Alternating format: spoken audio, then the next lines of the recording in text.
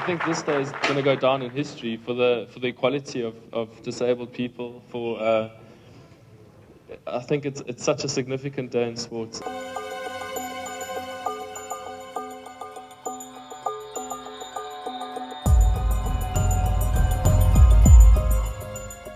For years, Oscar Pistorius was South Africa's golden boy, championing the rights of disabled athletes and winning.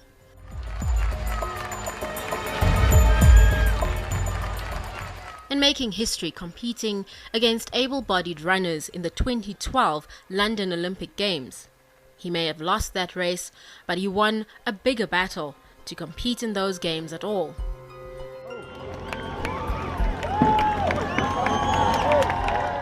And he was a man used to winning. Man or beast, he took them on and won. Until he didn't. It was at the Paralympic Games in 2012 where Pistorius allowed his anger to take over. He had lost the 200-meter final. He complained that his opponent won because he had longer blades. This was perhaps the first glimpse of a different side of Oscar Pistorius. Angry, petulant, unreasonable.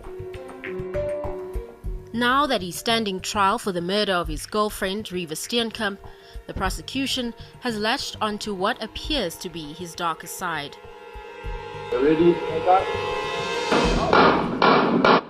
And the fact that he loved fast cars and he loved his guns has taken on a sinister tone. It's a lot softer than brain, but it's like a zombie stopper. The prosecution has attempted to paint him as a jealous, self-centered and easily angered boyfriend. Don't do this, do that. You don't want to hear stuff, cut me off. Your endorsements, and this is important. What I'm saying, she's saying. Your endorsements, your reputation, your impression of something innocent blown out of proportion and up a special David. Everything that was important to you, everything that's important to you, messed up her day. Sports psychologist Dr. Ken Jennings says the world of high-performance professional sport has been known to breed selfishness. So the boundary between what the needs of another person are versus what I want often gets blurred, because the top athlete invariably always gets what he wants, and he drives at that. I mean, that's the sporting drive. And sometimes that starts also working in interpersonal relationships. When Pistorius took the stand, the image of the confident sportsman crumbled. I would like to take this opportunity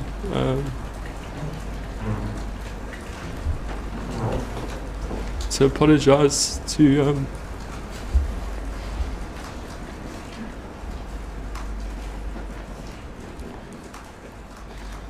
Mrs. and Mr. Steenkamp, to Reeva's family, to those of you who knew her earlier yet today. During his testimony, Pistorius gave insight into his career. Despite the glory, it was often a lonely life. And although campaigning confidently for the rights of the disabled, Pistorius admitted that at times he was ashamed of his prosthetic legs. I don't know if it's maybe just I get shy about them or embarrassed about them when I don't have them on. When they're part of me, it's different. Perhaps the most startling contrast to his fearless sportsman persona was the revelation that Pistorius could be suffering from an anxiety disorder. It is my opinion, my lady, that Mr. Pistorius has an anxiety disorder. Individuals with an anxiety disorder work hard to control their environment and be very prepared in order to alleviate their levels of anxiety. I think Oscar the sportsman and Oscar the person maybe two different things. So what an athlete does, he has to fill a sporting persona as such. And so in your competitive environment, your top athlete really cannot acknowledge any frailties, vulnerabilities. So it's what I call the top sportsman often has to walk around with a mask of competency. And the mask of competency basically says, I'm confident, I can win, I'm dominant, and I'm in charge. So, and it's a sense of a bravado on one level, but this is the nature of competitive sport. It may be that Oscar, the conquering sportsman, Oscar, the selfish boyfriend, and Oscar, the anxious man, are all part of the same flawed person.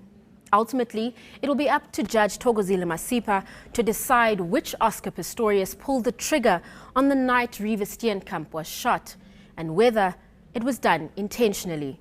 Dianne Hawker, Johannesburg. Know more. eNCA.com